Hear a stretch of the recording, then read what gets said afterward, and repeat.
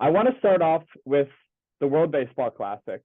I felt like this year, at least from what I was seeing, social media and just watching it, that it was getting more buzz than I feel like it's gotten in the past. And I felt like the way it ended with Ohtani striking out Trout to end it. Of course, it was, a tough loss for the U.S., but just I felt like that moment for baseball was pretty special. Yeah, that was the best WBC that I've ever seen. I went to several games, covered several games, and the energy and the emotion was unmistakable. And not just from the fans, it was from the players also. Players bought in this time like no time I've ever seen. Now, they're going to buy in Puerto Rico, the Dominican, Cuba, but they bought in the United States this year, and it was really, really fun to watch. And the first game I saw was the United States against Great Britain. And as I was walking into the ballpark, the Colombia, whatever it was, game had just ended. And it was like Mardi Gras in the streets of Phoenix. And it was so refreshing to see how many people really loved the game. There were people playing instruments, they were singing, they were dancing. It was fantastic. And it was just another reminder that baseball is loved all across the world. And I think we needed a reminder of that here in this country. And yes, it would have been great as an American if the United States had won, but you couldn't have asked for a much better ending than the two best players in baseball facing each other as teammates, but now as opponents in a one-run game. If you didn't enjoy that, then you need to find another sport to follow, because the WBC was spectacular, and it gave a tremendous jumpstart to the regular season in Major League Baseball. Why do you think this year was players bought in differently? Well, I think when Mike Trout said, "I'm in," I think everyone said, all right, this is serious now. When Bryce Harper, before he got hurt, said, "I'm in too," I think everyone said, because Joe, I'm telling you, this is when this renaissance of great young players in the major leagues began, when Trout and Harper came to the big leagues almost at the same time. It's been a decade, a little more, and I have never seen this kind of influx of great young players, big, strong, athletic, getting here younger than ever and getting here ready to go. So when Harper said, "Let's go," when Trout said, "Let's go," that's when I knew the United States was going to be all in. Now, I think we can be even more in the next time. We can get our very, very best pitchers in the big leagues to buy in, because I think they saw this and said, I would have liked to have been a part of that. And I think that's what we need next. Do you think in the past there was any hesitancy from players in terms of burning themselves out before the season even begins? And especially pitchers, load management and not overusing your arm is so important, that they were worried that I'm going to go and play these unnecessary games, and then come mid-season, my arm's going to feel more tired than it usually does?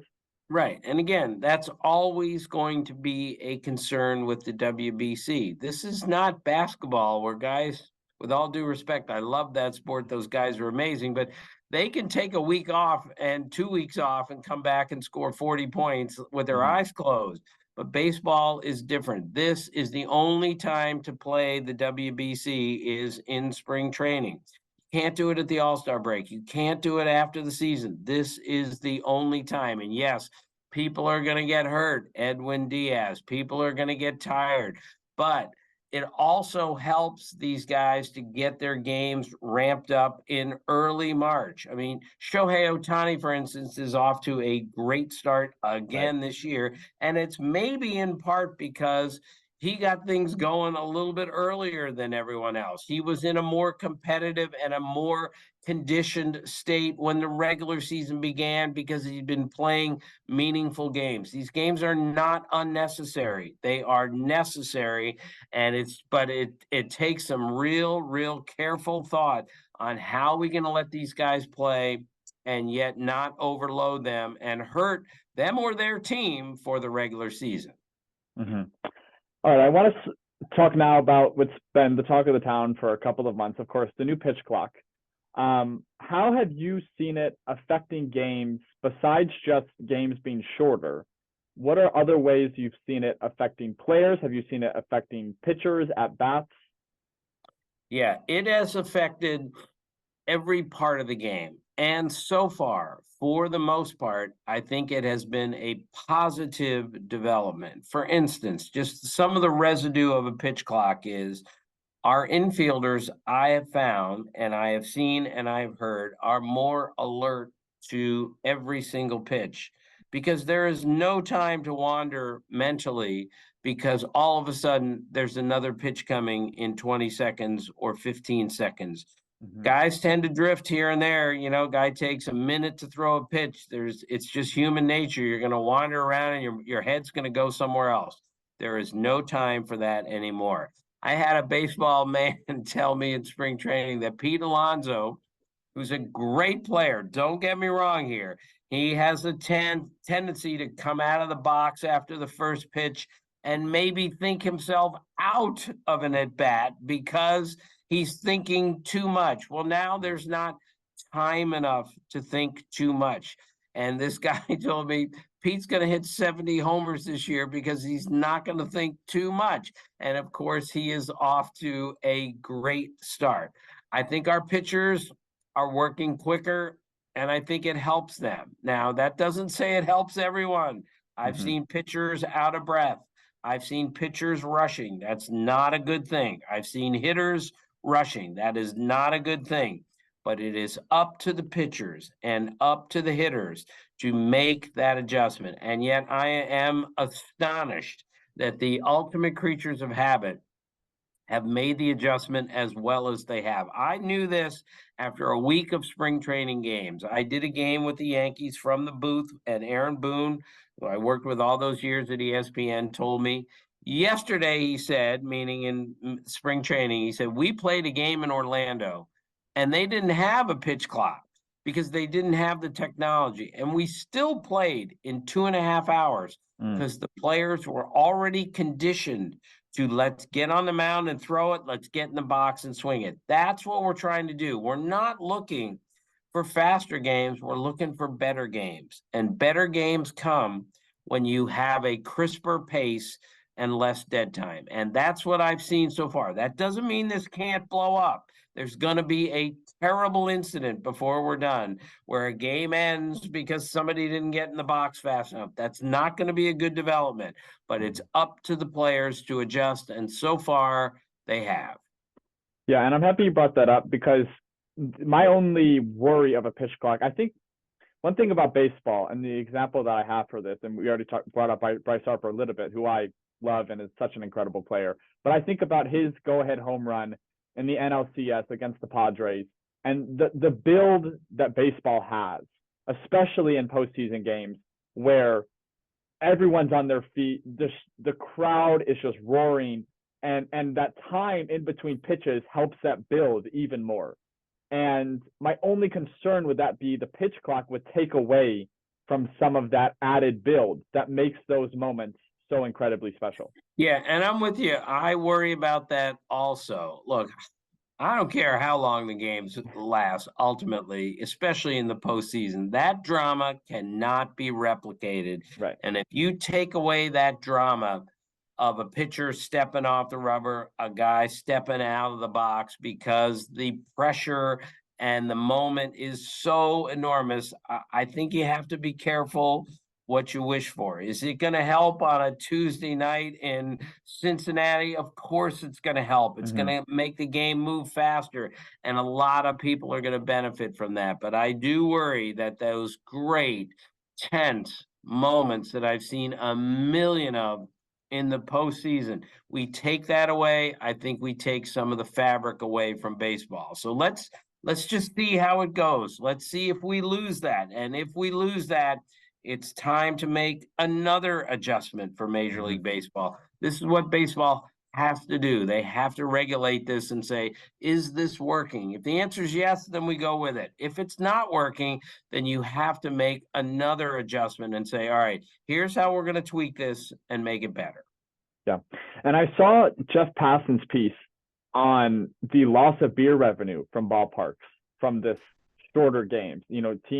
Most teams stopped selling beer after the seventh inning. And now I saw that the Milwaukee Brewers are now increasing that to the eighth inning, which is fitting enough that it's the Brewers that are doing that. But there's so many different elements of a pitch clock. When this came out, everyone just talks about, oh, okay, the games are going to be shorter. But there's so many economical aspects. And also, as we just talked about, the buildup from a pitch clock. Yeah, I mean, let's just look at yesterday's game between the Red Sox and the Angels at Fenway Park. The game was over in an hour and 57 minutes. Wow. That is the shortest game played at Fenway Park since 1989. Now, most people would say, "Isn't this great? The game's over." If I'm a fan and I bought a ticket to a Red Sox game, and I haven't been I'm only going to 2 Red Sox games all year, and I go there and I have to leave after an hour and 57 minutes. I'm wondering, did I get my money's worth today? So again, this isn't just for the umpires who have to work less time. This isn't just for the media who gets a really quick game to cover. We have to consider the fans, those people in St. Louis who drive 4 hours to go to a Cardinal game, and they don't mind sitting there for 3.5 hours because it completes and makes the experience so much richer and deeper. And now all of a sudden the game's over and they say, what happened here? We have to be careful with that too. And again, these are the things that we have to monitor very closely to make sure we're still doing the right thing here. I repeat, things are going well, but I promise you, there were some fans of the Red Sox game yesterday saying, I didn't get my money's worth today. And we'll have to say, well, these are the rules. Live with them. Right. What are some teams this year that you think could be a surprise for people? I think about the Braves in 2021, the Nationals in 2019. The Nationals were dead last, and then they come out of nowhere and end up winning the World Series. What are a couple of teams that you think could have some sort of Cinderella run this year? Well, I just don't think there's Cinderella teams this year, but there's a Cinderella team every year. And every year I slap my forehead and say, how come I didn't see that coming?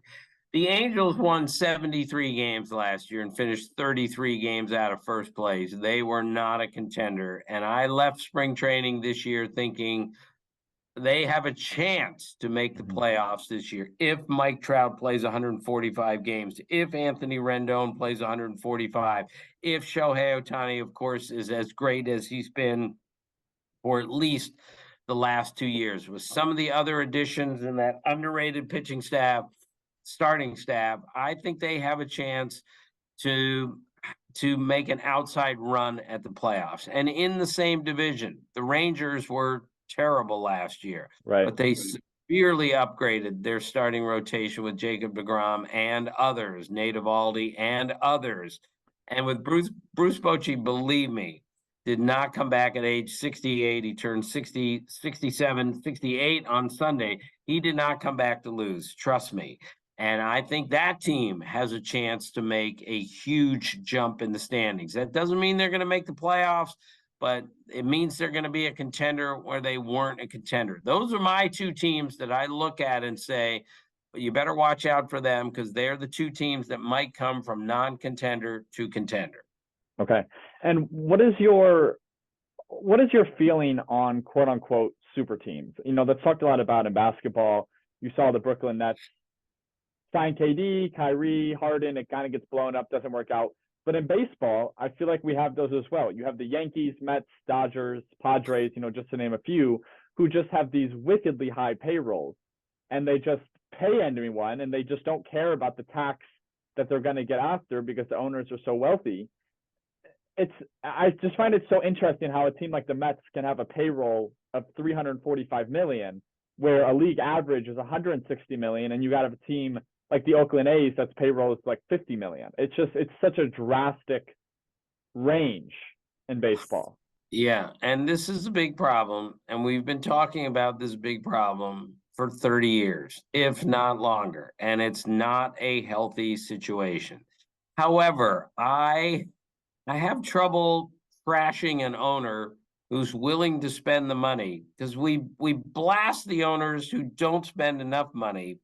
I'm not sure it's fair to blast an owner who's spending too much money. If he Hmm. has the money and the system allows him to spend it, I think he should be allowed to spend it. Now, again, is that healthy? No, it's not healthy that the Mets payroll is $300 million more than that of the A's. It is not healthy that Max Scherzer is making more money in one season than the A's entire payroll. Anyone could see that's not healthy. And the worry for me is the gap between the really good teams and the really bad teams is the widest that I've ever seen it. A couple Hmm. years ago, the Orioles finished 39 games out of fourth place. They finished 39 games behind the next worst team in their division. It's only the Hmm. second time in history anyone's ever finished that far behind the next worst team in their league or their division. That has to be rectified, but it's not going to be, because the Steve Cohens of the world do not worry about paying a luxury tax. Right. All he wants to do is bring a championship to Queens. And again, to say, no, you're not allowed to do that, I'm not sure it's fair to say that either. But the beauty, Joe, of baseball is you can acquire all the best players and it still doesn't mean you're going to win. Whereas if Hmm. you took the five best players in the NBA, you got a better chance to win because LeBron is going to touch it on every possession, whereas Mike Trout is still only getting 4 at bats per game. Yep. You know, Jacob DeGrom can only pitch every fifth day. You can't do this every day. So, the super teams in baseball, I'm just not sure it applies the same as football or basketball, because those guys are involved in every snap, every possession. Baseball doesn't work that way. That's another beauty of the sport. Yep. And I think I wonder if potentially the Cohens of the world will eventually maybe realize that, okay, we keep paying all these people, we're paying this luxury tax, and we're not getting a World Series out of it. And then you have a team like the Braves where they lose their best player, Acuna goes down, tears his ACL, and they still win a World Series. And there's something to be said about the culture and the development of these players, bringing them up through through the farm system, building this team and this culture to culminate into a championship, versus we're just going to pluck these players out of thin air who are great and pay them a bunch of money and hope that they bring us a championship.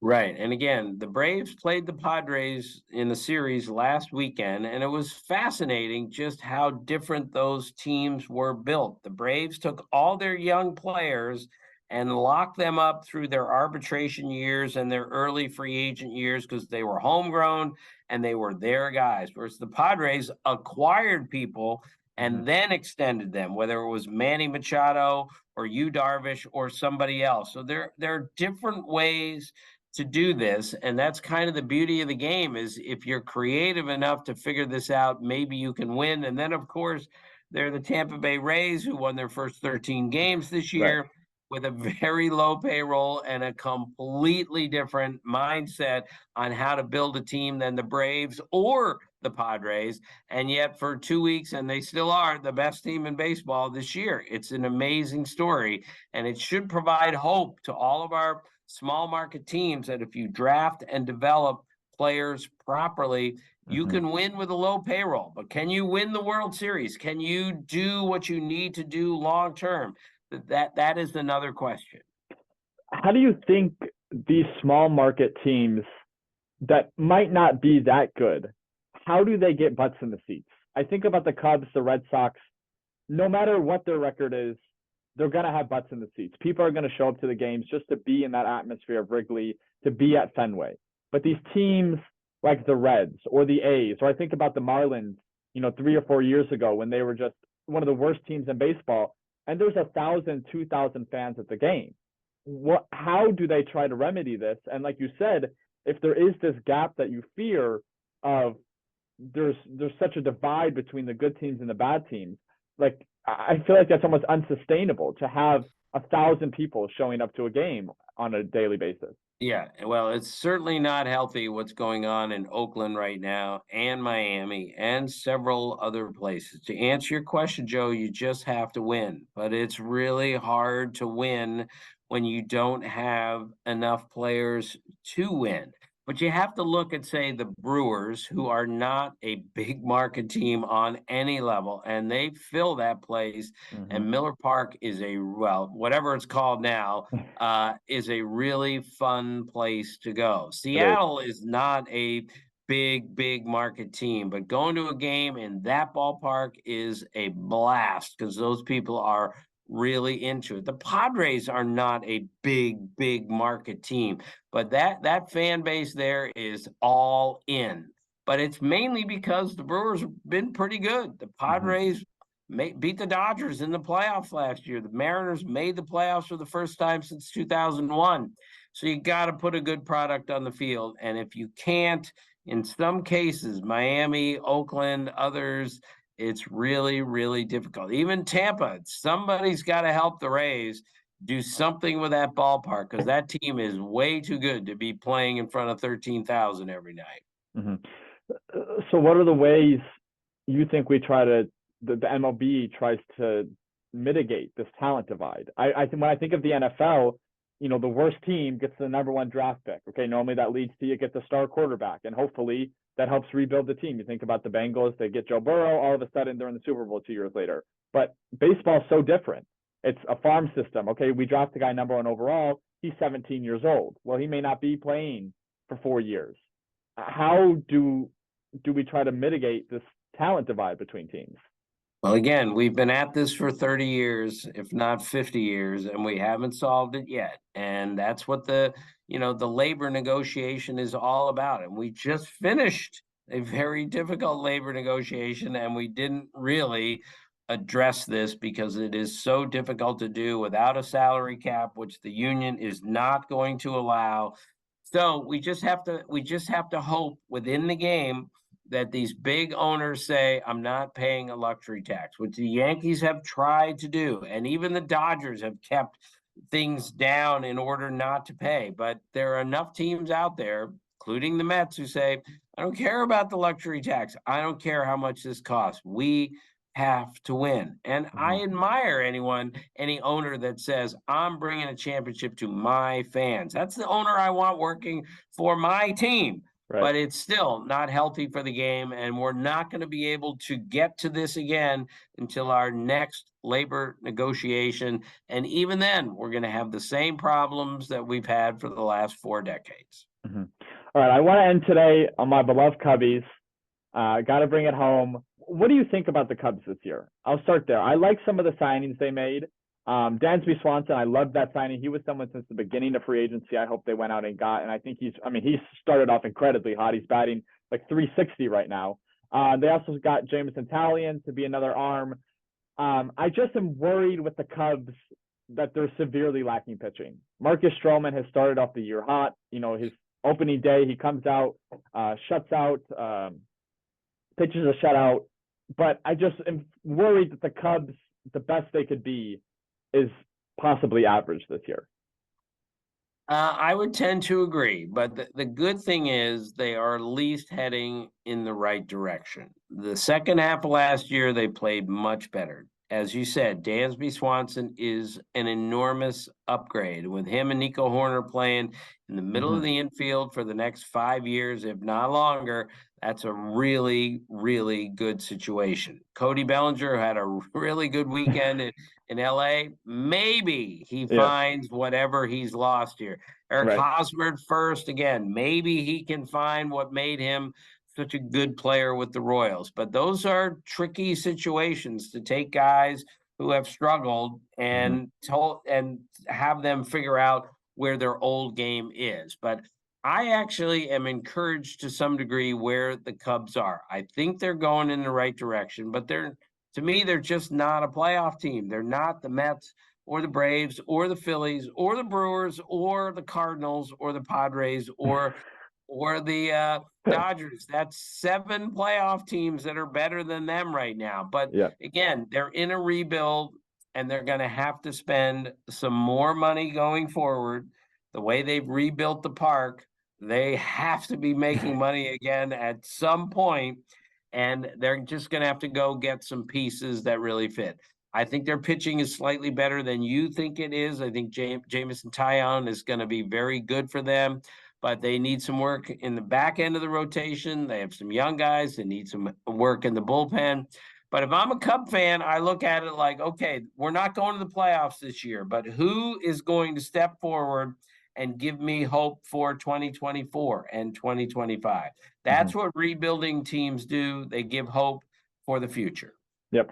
And I think the Cubs are kind of going a bit of an interesting route with the shift no longer being in place. I mean, our defense is quite, like you said, the middle of the infield, Horner and Swanson. That's as good as a 1-2 punch as you could ask for, defensive wise. And I think that that's kind of a new approach with the shift no longer being there. That defense could now win you more games than it used to be able to. Right. And that's another reason that some of these rule changes could really work in the right direction. I know, I talked to Francisco Lindor of the Mets about not having a shift, having a change in the shift. And he said, I love it. Now I don't have to worry about running into one of my own teammates to my right or my left. He said, my range is now going to be accentuated because I have to cover this ground. And this is where Dansby Swanson is going to shine even more because he's got more ground to cover. Nico Horner, who has an amazing baseball IQ, will figure out how to play second base better than most because he understands, all right, there is no shift. How do I get better here? So, yes, I think the Cubs have a chance, especially with Hosmer at first and the rest of that infield, to be a very good defensive team. You can win games that way. So, again, another element from these changes can make teams better defensively. Right. My final question, what was your view of the Contreras situation?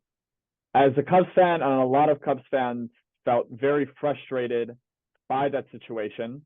It felt like it was a done deal. We were going to trade him. He was doing all of these farewells at Wrigley. He's crying in the dugout. It's, we're just waiting for the news to break that he's traded. He ends up not being traded. We don't get anything for him.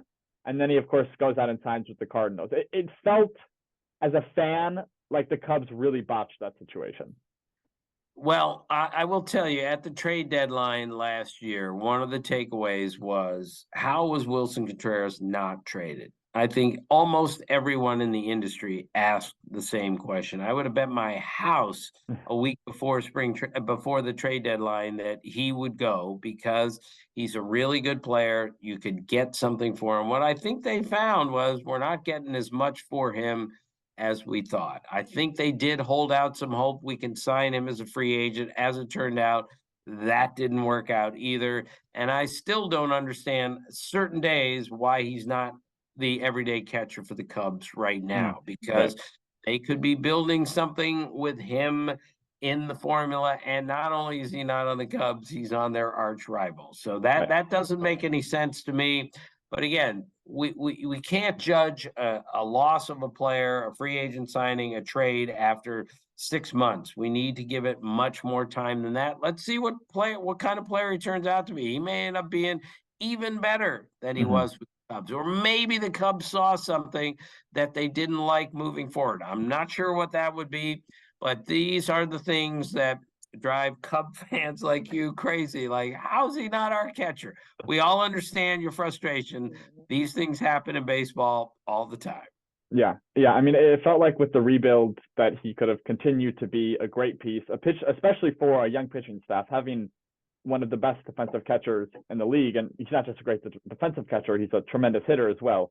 It felt like he was going to be an extra piece in this rebuild. And then he goes over and signs in St. Louis. All right, Tim, that's all I got today. I really, really appreciate you coming on. I loved our conversation. I know you're a busy man. You got another podcast to go to, but I really appreciate you coming on today. Well, my pleasure, Joe. Anything for the McCoys, believe me. I appreciate it. All right, you have a good day, man. You too. See you. All right, bye-bye.